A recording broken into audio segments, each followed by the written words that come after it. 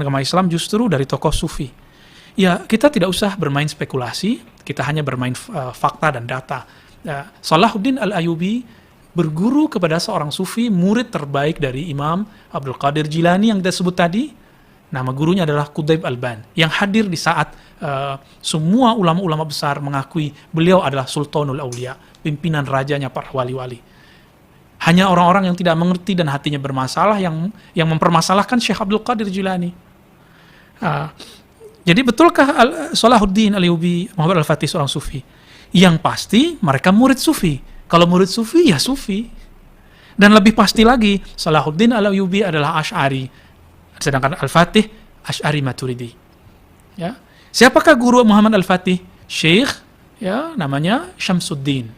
Beliau seorang sufi yang konon dikatakan berthariqah Naqsyabandiyah atau Qadiriyah, wallahu ta'ala alam. Ya. Dan itu kita bisa saksikan dalam buku-buku sejarah, buku-buku tarajum, dan semuanya tertulis dengan jelas. Lalu, betulkah kebanyakan pelopor kebangkitan agama itu dari sufi? Lihat Hasan al-Banna adalah seorang tokoh sufi, thariqat Syadziliyah Hasafiyah. Lalu beliau kemudian merevisi menjadi gerakan Hay'ah, ya, Hasafiyah, lalu berubah jadi Ikhwan Muslimin.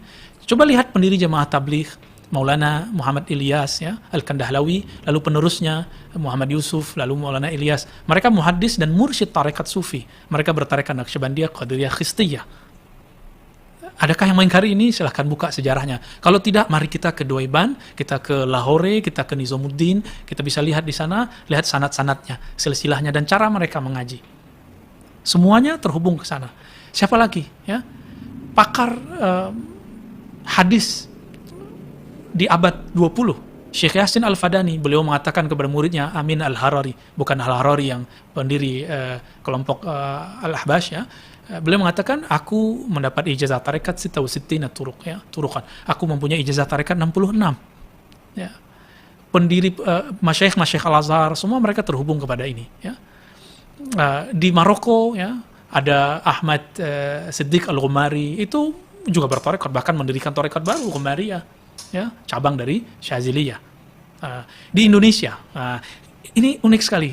Sezaman dengan Syekh Hasan al-Banna, dengan Syekh Kandahlawi, di Indonesia muncul Ahmad Dahlan, itu murid dari Syekh Saleh Darat Semarang, mursyid Syadziliyah, pensyarah kitab Al-Hikam, ya, mohon maaf. Kita sudah melihat hari ini di Gramet ada cetakan-cetakannya. Itu guru dari pendiri Muhammadiyah.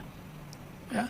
Lalu pendiri NU, karena Muhammadiyah lebih dahulu secara organisasi muncul, pendiri NU Hadratus Syekh Hasyim Asy'ari, beliau bertarekat Syadziliyah. Dari buku-bukunya terlihat kalam-kalamnya diambil dari Sadah Syadziliyah. Beliau berguru kepada Imam Sufiyah di Madura, Maulana Syekh Muhammad Khalil, ya, yang bertarekat Qadiriyah, Naqsyabandiyah, Syadziliyah, dan tarekat-tarekat yang lainnya. Ya. Kita mau ke ulama siapa lagi? Mereka semuanya sufi.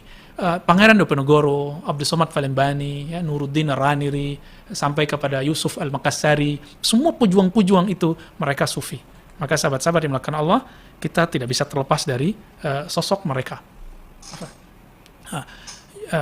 Di wilayah Turki, misalnya ada Said Nursi. Said Nursi belajar thariqah lebih dari 9 thariqah. Dan beliau kemudian karena pergerakannya sama dengan Syekh Hasan al-Banna, bersinggungan dengan politik, akhirnya dituduh membuat thariqah bid'ah. Sedangkan beliau tidak, ya. Dalam risalah-risalah beliau, kalam-kalam beliau masih mengamalkan satu thariqat yang sering disebut, ya, thariqah Naqsyabandiyah. Jadi Said Nursi sufi, Hasan al-Banna sufi, bahkan Hasan al-Banna menulis kitab Ad-Da'wah wa Ad-Da'iyah, seingat kami, itu mengatakan kamu sebelum jadi dai sufi dulu, sebelum kamu mengislah orang, islah diri sendiri. Kita mau lihat apa? Mau lihat apa lagi? Semuanya mereka ternyata terhubung dengan sufi. Tapi mereka tidak fanatis dengan thariqatnya, ya. Mereka tidak kaku dengan formalitas-formalitas amalan-amalan wiridnya. Ya.